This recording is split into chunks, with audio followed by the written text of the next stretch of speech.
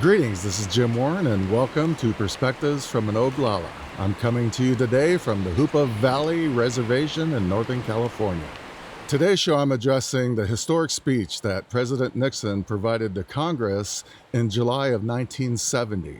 It's the 50-year anniversary, and I want to acknowledge that speech and the significant congressional acts that followed. President Nixon was the most influential president when it came to tribal sovereignty and government-to-government relationships.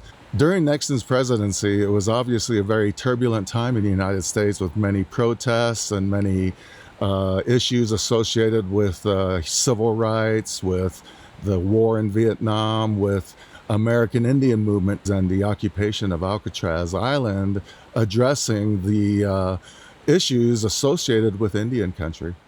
Many people ask why President Nixon was so interested in Indian country when so many were not aware or even thought of tribal nations and Indian people, particularly in his time in the 70s.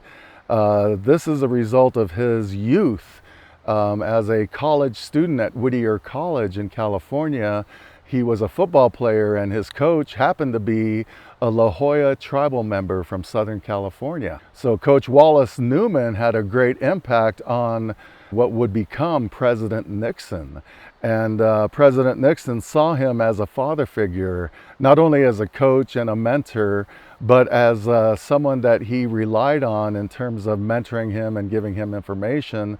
And obviously, as a tribal member, he had that knowledge regarding tribal sovereignty and treaty rights and other elements of Indian country, not only from a congressional or legal standpoint, but from a cultural standpoint.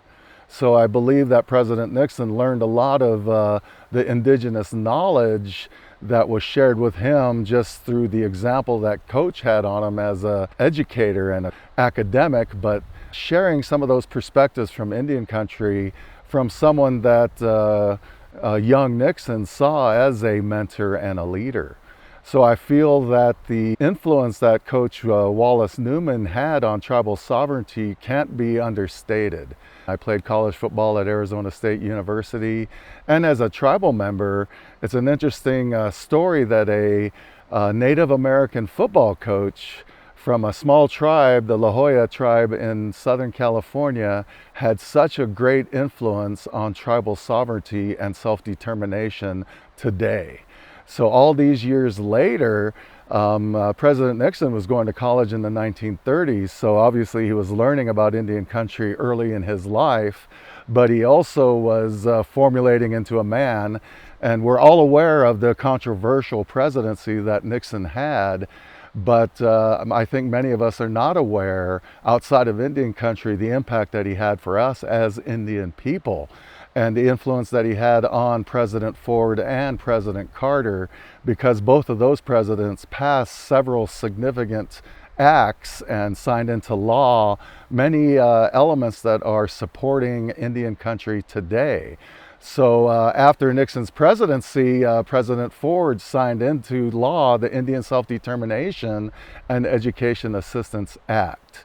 So that was huge in terms of supporting tribal sovereignty, our nation's status, our government-to-government relationship with the United States of America. So that was significant law in 1975, signed by President Ford at the time. Many of the acts that were passed during the Ford and Carter administration were very impactful as well. I feel that Nixon got things started educating the members of Congress and future presidents regarding sovereignty and what was right to do in terms of working with tribal nations. His famous speech in July of 1970 was the turning point and the end of the termination and relocation efforts of the United States government and prior administrations were to terminate the sovereign status, the treaties with tribal nations that were signed over the years. We know that the majority of treaties were indeed broken, and the efforts of termination and relocation were effectively eliminating tribal nations throughout the United States. So over 100 tribes lost their status as well as their land base as a result of the termination and relocation efforts. President Nixon, being influenced by a Native American as a leader, as a mentor, as a coach, saw that this was not right. Fortunately, President Nixon was influenced by Coach Wallace Newman so that today we would have strong tribal sovereignty and a nation-to-nation relationship working between our governments with the United States and the tribal nations so that we can protect our sovereignty, our lands, our natural resources that we have in many of our tribal nations today. As you see, it's very beautiful here in the Hoopa Valley. The Hoopa tribe is my wife's tribal nation, and she grew up here just down the river a little ways, fishing and hunting and enjoying the natural resources that are apparent here in the Hoopa Valley. And part of the Nixon legacy is not only his impact on tribal sovereignty and self-determination, but his impact on the environment. Under his presidency, he passed the Environmental Protection Act. And so, if you will, the EPA are the stewards of Mother Earth, and we want to protect the natural resources and beauty that we have. The Trinity River goes through the valley, and salmon is a big part of the culture. So the river relatives, and then of course the Root Nation that you see behind us, and just all of Mother Earth is now protected as a result of environmental protection. So I'm glad that President Nixon was influenced by Native culture and our connection to Mother Earth, and I feel that knowledge that he had regarding awareness of our culture also allowed him to see Mother Earth in a different way. That was another legacy that he left that many people are not aware of. President Nixon, under his administration, had a great impact on Indian country. Not only under his administration, but he was part of the Indian Civil Rights Act of 1968. And then as president, with the Taos Pueblo public law that he signed, giving back the Taos Pueblo 48,000 acres of their original land that was seized as a result of termination and relocation efforts to get rid of tribal sovereignty, to eliminate tribal nations within the United States.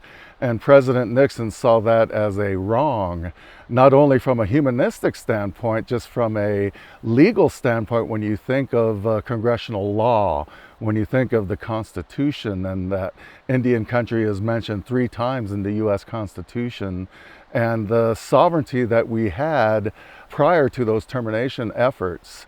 Unfortunately, many tribes were terminated as a result of those efforts from past administrations. And fortunately, President Nixon stopped those efforts with the eventual Self-Determination Act that was signed into law. So not only did President Nixon have an impact during his presidency supporting Indian country and our sovereignty with different elements that were started under his administration, particularly the return of the tribal nation status of nearly 50 tribes throughout the United States that were terminated, and he was able to provide that. But unfortunately, still over 100 tribes that were terminated never did get their status back.